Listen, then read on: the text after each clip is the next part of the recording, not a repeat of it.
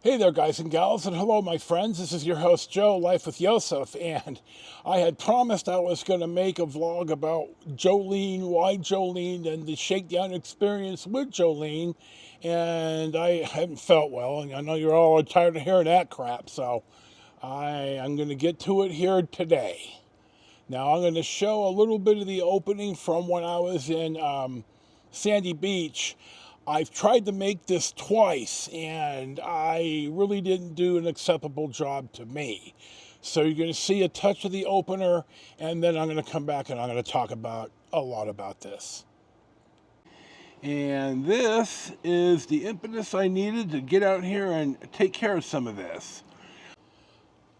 Jolene is a 2018 Ford Gemini. It is about 23 feet 9 inches long.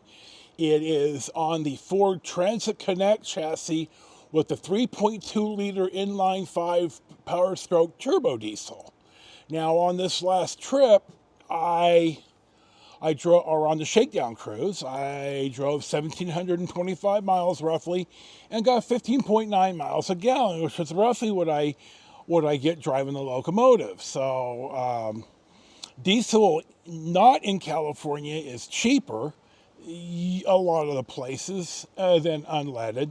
Now, because it's a 2018, it needs a diesel exhaust fluid, which is urea and water, basically P, and it's sprayed into the exhaust to lessen emissions.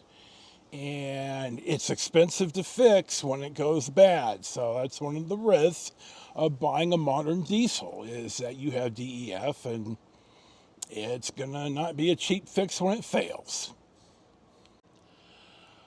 I had been thinking about what to do with the trailer, and Charlie had asked what I was going to do with it, and I had already thought about giving it to him.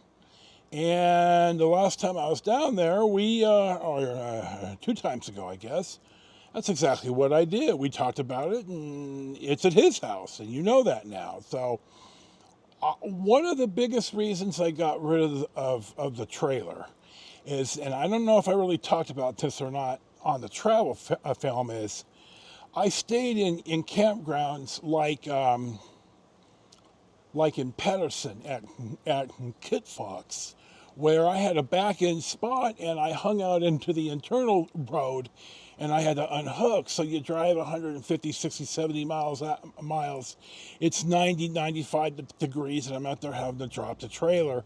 And bluntly, it was just exhausting.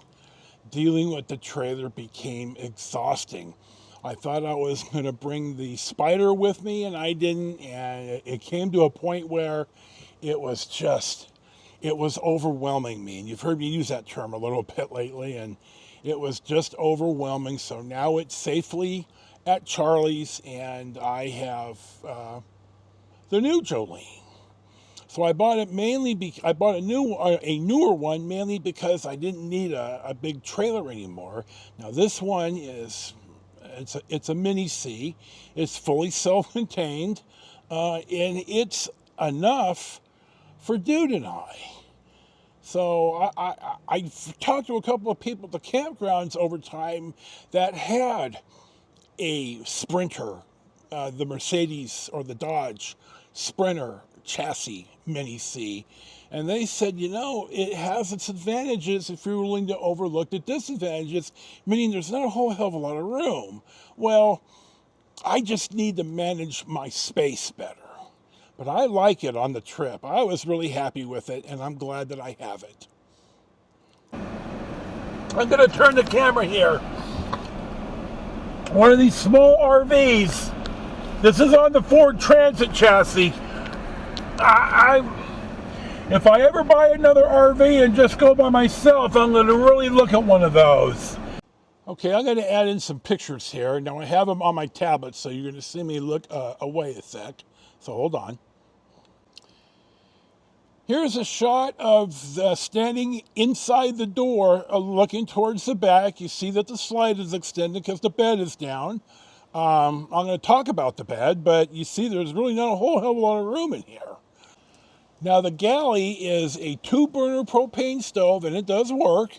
Scott checked everything. Scott, my RV guy, which I'll talk about in a sec. It's got a one tub sink, and the microwave is under the stove, which I haven't seen that. It's usually over the stove, and if you don't have an old style oven, you just have storage. So this is not the end of the world, and it's a convection oven as well. So there you go. Here's a picture of the kitchen and the galley and the fridge. Now the fridge is a one-door fridge, and I would have preferred a two-door fridge with a separate freezer compartment, but this is something that I had to accept if I wanted this. And the freezer is like in the old style, like maybe your room fridge in a motel, where you pull the little door down and it's where the freezer compartment is, and it does freeze, but it's not very big. It's about as big for a bag or a bag and a half of ice. So I got my ice maker out of Jolene, or out of the trailer, and it's here, and I'll address it when I travel again. Now the bed is really comfortable, but the bed is broken. I broke the bed. The bed is not made for a big fat boy like me. I'm going to point out right here, the bed folds up. It's a Murphy style bed, and I managed to, by the second day, break it enough to where the folding half is now separated from the fixed half. And some of the slats I've also broken, because again, I'm over 300 pounds, and it's just not made for me. So I'm going to have Scott, my RV guy, address this when I go down and see him. Now the bathroom is really small, and they're all small in an RV. This is a dry bath, meaning that the toilet and the shower are separate but in the same room. Now I can manage to get my fat butt in the shower, and you're going to see on the right, I'm going to arrow it. It's an instant on hot water heater. I've never had that before. So I've yet to figure out how you get the water on so you could do the dishes at the sink. I gotta figure it out. It's probably you turn the hot water on because you gotta have water flow to get the heater to come on. So it's okay. It's a propane. I think electric too, but I'm not sure if it's both. But I've got a 20-gallon propane tank because the generator is also propane. So it's got a big tank. I like it so far. Now looking forward here, you can see there's a jackknife couch on the left that folds out into a kind of sort of a bed. There is a room for a table, and I have the table with the rod that supports the table. There's an adapter in the floor right there. You can't see. You see the TV. There's 3 TVs. I don't watch any of them. You see to the right that there is the where the controls are for the slide and the water pump and such, and checking the level in the fresh gray and black tanks. The gray tank being the sink and shower water, and the black tank being the toilet water. Now I'm going to point out this 4-sided shape right here. This is a window. The window doesn't open. It's not like a sunroof, but it's a window, an opening sunroof. Well, the shade didn't work right, and they didn't fix it. But Scott, it was like a 5-minute fix. He said that when I open and close it, I can't expect the automatic stop to stop, and I'm going to have to stop it manually. It's not like a power window. So I don't think I'm ever going to open it because I don't really need to. But Scott took care of that. I don't think the dealer did as good of a job as they could have, but okay, we're here.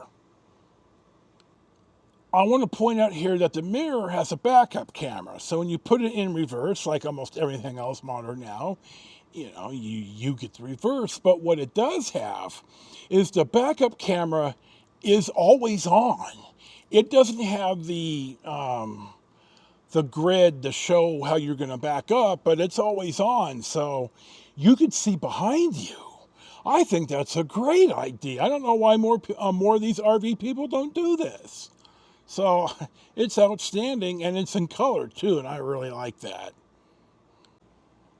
I'll say that the seat is much more comfortable than the seat in the Winnebago, and the stereo is better than the stereo in the locomotive. And I'm pretty happy about that. So I do like driving it. And at 15.9 miles a gallon, I could live with that all day and twice on Sunday. I had a guy that Charlie recommended me to. His name is Scott. He owns Hooked Up Mobile RV Repair. And this guy knows his stuff.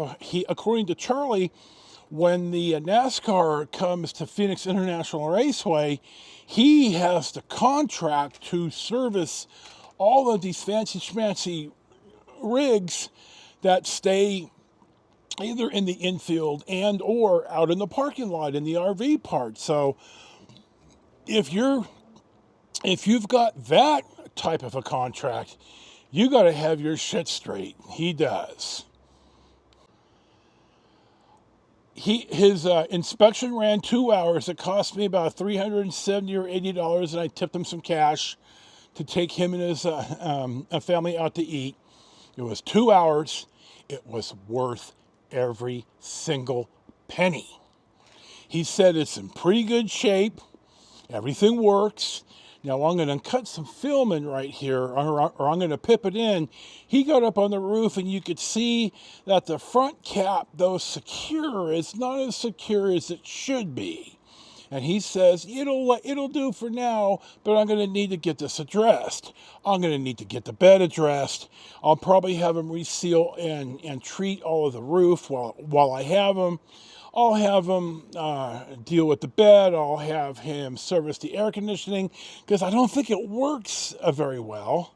And I'll have him inspect, I'll have him service the fridge and such. So he knows the stuff, and I'm gonna definitely. He's my guy. So when I get Jolene ready to travel, I will have already set it up with him. I'll meet him down there somewhere, and I'll get what I need to get done. His walkthrough was a lot more thorough than the dealership guy who really didn't know hardly anything about my specific unit, and Scott sure did. So the slide is on some type of a geared track, and it's better than the old style. You just got to be careful. So I like it. I like the coach. I made this is my third time of trying this. I had to take notes so I didn't forget stuff, but I think I got everything. I think it's a little bit more concise than the last two efforts. I'm going to get Jolene fixed, and then next year I'm going to start to travel some. I got the money. It's just me and Dude. Dude did a lot better in Jolene than he's done. He seems to like it better, and I'm able to tether him with a shorter tether, and I could either sit outside or I could lie down, and I hear him. I don't have him I have the door open, so I'm happy with the coach. I'm glad that I bought it. The competition is for the diesel is a Sprinter chassis with the Mercedes 3.0 liter V6, and they cost more for a comparable mileage. I'm looking at about 2 or 3 years older, and probably more mileage for a little bit more cost. So I'm pretty happy with the Ford, and I just, nobody makes a diesel like the Germans do, but anything that says Mercedes is expensive. So I went ahead and went with the Ford. Now, some people are on the Dodge 3.6 Pentastar, which is a gasoline V6, and I don't hear a lot of good things about it, though there's always an outlier or two that say, oh, mine runs like a champ, but a lot of them don't. So I'm pretty happy with what I have. So we're going to make the closing shot about Jolene. It's at the storage lot. I'm going to arrange to have everything worked on. Probably maybe October, November. I need to get this done because I need to use it. So you now know why I bought Jolene and what Jolene is a little bit about, and this will be the last of the Jolene updates, at least for buying it and the Shakedown cruise, and why that I bought it. So this is, as always, your host, Joe, Life with Yosef. Thank you for watching. Thank you for subscribing. Enjoy your day. Peace be with you. Eye on the prize. Head in the game. May Freya show you favor on the hunt. And we'll see you for the next one.